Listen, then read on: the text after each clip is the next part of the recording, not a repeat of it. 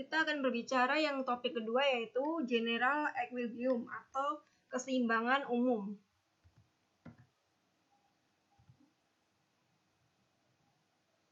Di dalam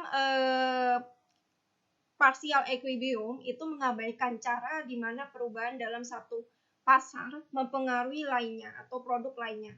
Sementara kalau di dalam general equilibrium atau keseimbangan umum, ini menganalisis bagaimana cara pilihan-pilihan dari para agen ekonomi untuk saling berkoordinasi antar semua barang dan pasar-pasar faktor. Apa sih maksudnya? Nah, nih, bentar. Di dalam general equilibrium ini kita mengkombinasikan antara dua individu, yaitu konsumen A dan konsumen B. Kemudian kita juga mengkombinasikan dua produk, yakni produk X dan Y di sini, dan dua faktor produksi, yaitu labor and capital.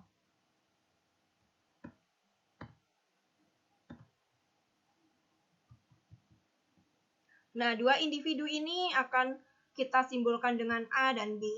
Kemudian dua produk itu kita simbolkan dengan X dan Y bar. Kita asumsikan di dunia ini semua produksi akan berproduksi pada posisi fixed endowment, yaitu berada posisi seimbang antara produk X dan Y. Berapa jumlah besar X yang diproduksi akan diikuti dengan seberapa besar jumlah Y yang akan diproduksi.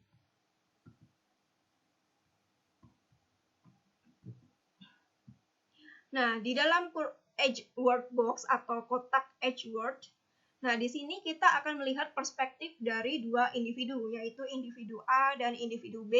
Kemudian kita combine di dalam box yang kita kenal sebagai Edgeworth box atau kotak Edgeworth. Nah, gambarnya seperti ini. Di sini sebelah kiri itu adalah total barang Y, yang bawah aksisnya ini adalah total untuk barang X. Kemudian yang pojok kiri ini adalah individu A atau Farhan misalkan di sini. Nah, ini adalah kurva apa? Ini adalah kurva Isoquant.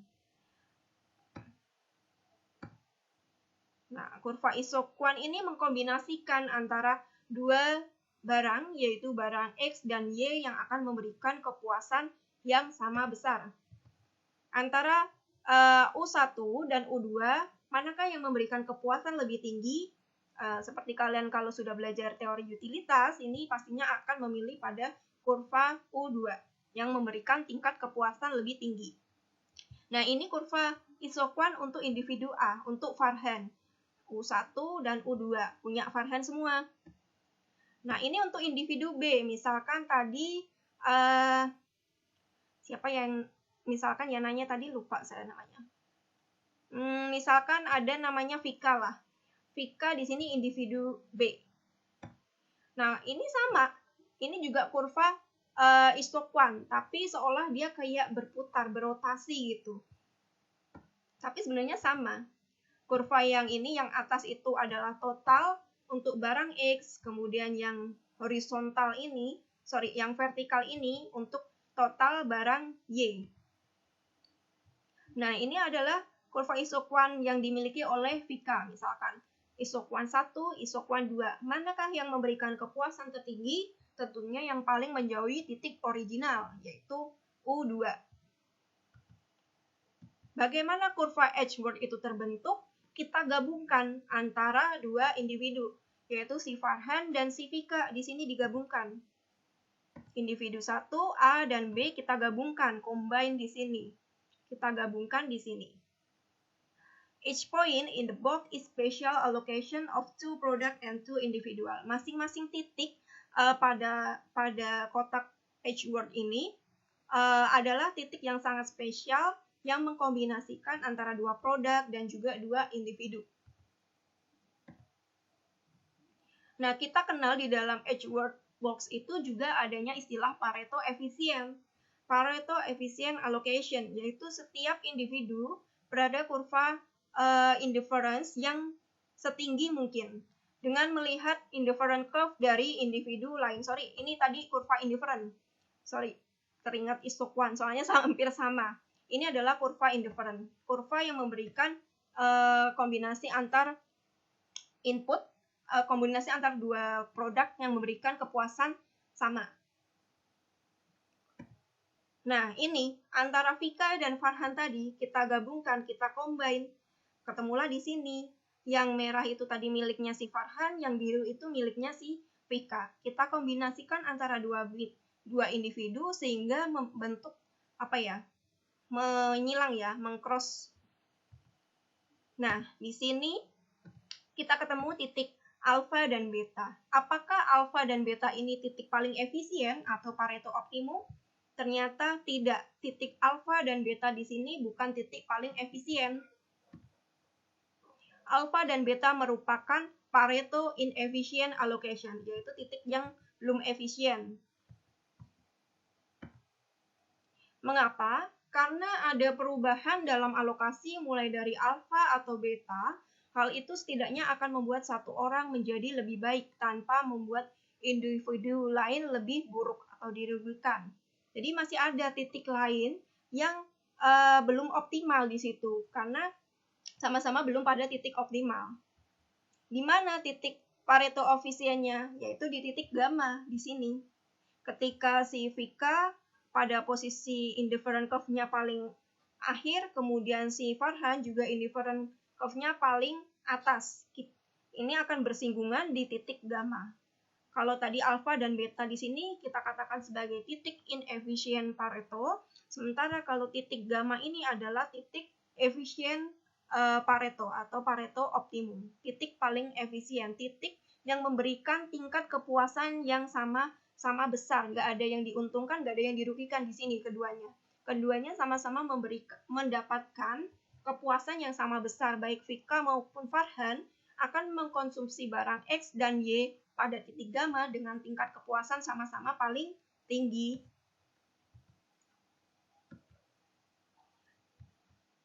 Pada titik gamma ini, individu A, dalam ini Farhan, ini akan memperoleh posisi paling tinggi dibandingkan indifferent curve. Sorry, it's possible.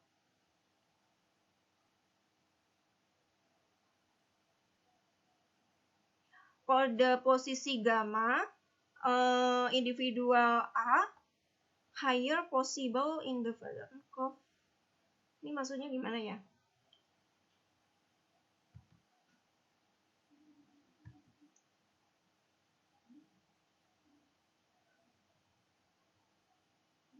Jadi pada posisi gamma itu tadi, individu A itu memungkinkan akan lebih tinggi lagi posisinya dibandingkan indifferent curve di B.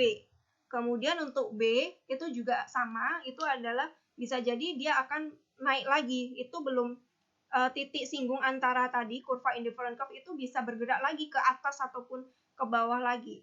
Sehingga keduanya itu akan membentuk tangensial satu sama lain. Nah ini gamma dan beta, ini apa ya? Bacanya itu, yang ini do, kalau yang ini sigma ya, kalau apa ini? Nah, titik gamma ini tidak satu-satunya titik tertinggi indifferent curve untuk Farhan maupun Vika. Jadi keduanya masih bisa menaikkan lagi indifferent curve-nya. Si Farhan yang warnanya pink ini bisa menaikkan lagi kurva indifferent curve-nya ke kanan, ke atas, ke posisi sini. Si Vika sama halnya bisa menaikkan posisi indifferent curve-nya lebih tinggi yaitu pada posisi ini.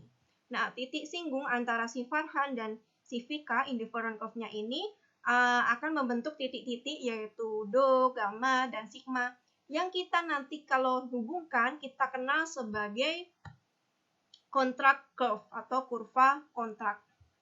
Nah, kurva kontrak ini adalah menggabungkan titik-titik Pareto yang efisien yang akan menghasilkan kurva kontrak. Nah, seperti ini. Hasil akhirnya ketika dua individu ini dikombinasikan memberikan tingkat kepuasan yang sama-sama tinggi berapapun level produk yang dia konsumsi, ini kita hubungkan membentuk yang menghubungkan titik-titik Pareto optimum ini, Pareto efisien ini kita kenal sebagai kurva kontrak. Kurva kontrak adalah kurva yang menghubungkan semua alokasi Pareto yang efisien, dikenal dengan kontrak curve. Setiap titik pada kontrak curve ini, MRS-nya atau marginal rate substitution-nya sama. MRSA maupun MRSB itu sama. MRS punya Farhan dan Vika itu sama, kemiringannya MRS.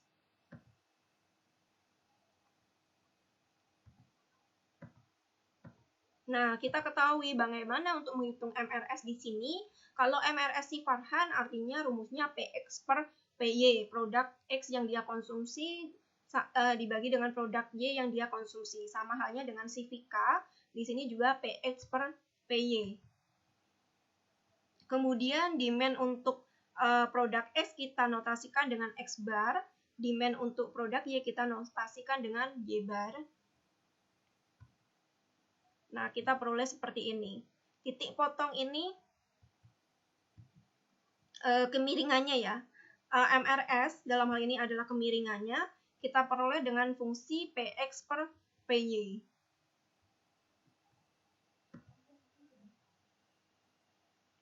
Ini juga sama. Pada titik yang lebih rendah, MRS-nya juga fungsinya sama, PX per PY.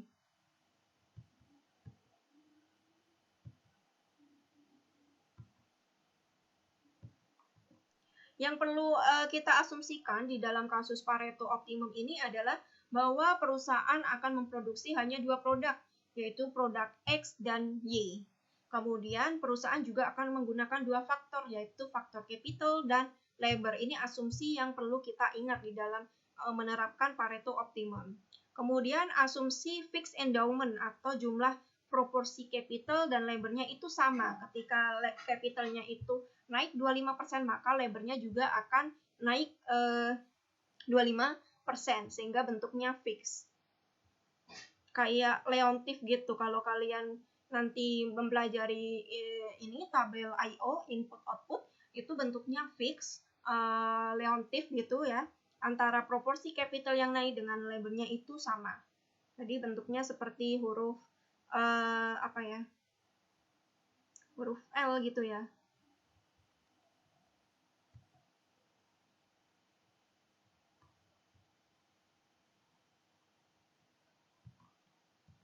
Nah, titik-titik tangan itu kemiringannya tadi ya, MRTS antara produk X dan Y itu sama asumsinya.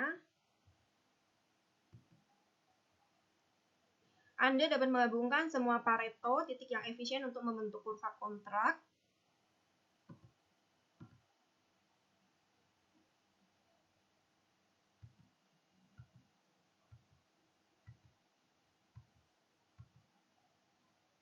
Ini fungsi lain dari marginal rate of technological substitution ini juga kita bisa gunakan rumus wage per wage per R. Kita proksikan di sini price untuk ada yang baru masuk ya ini.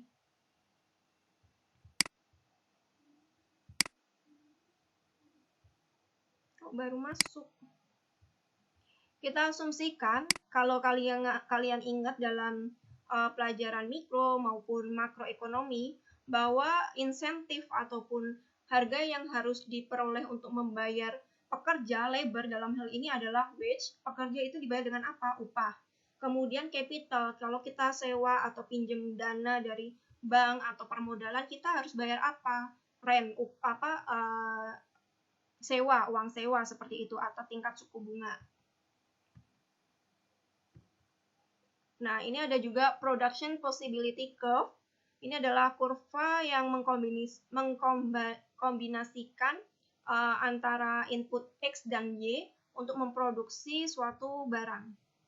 Nah, di sini MRTS-nya sama di masing-masing titik.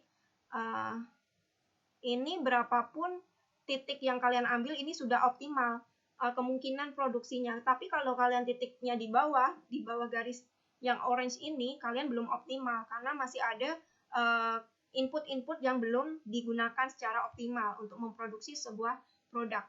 Sementara kalau di luar kurva PPS-nya ini, PPF, Production Possibility Frontier atau kurva kemungkinan produksinya kita juga katakan inefisien karena nggak mungkin kita memproduksi di luar anggaran ataupun di luar kemampuan kita di luar. Artinya kalau sepanjang garis orange ini di titik-titik hijau ini itu adalah kondisi paling optimal sebuah perusahaan untuk memproduksi sebuah barang.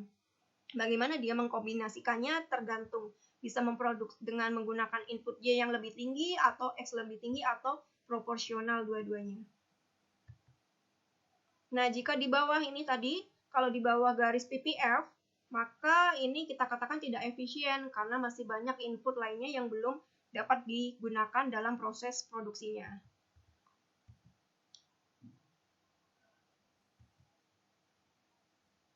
Slope-nya untuk menghitung PPF ini yaitu delta Y per delta X.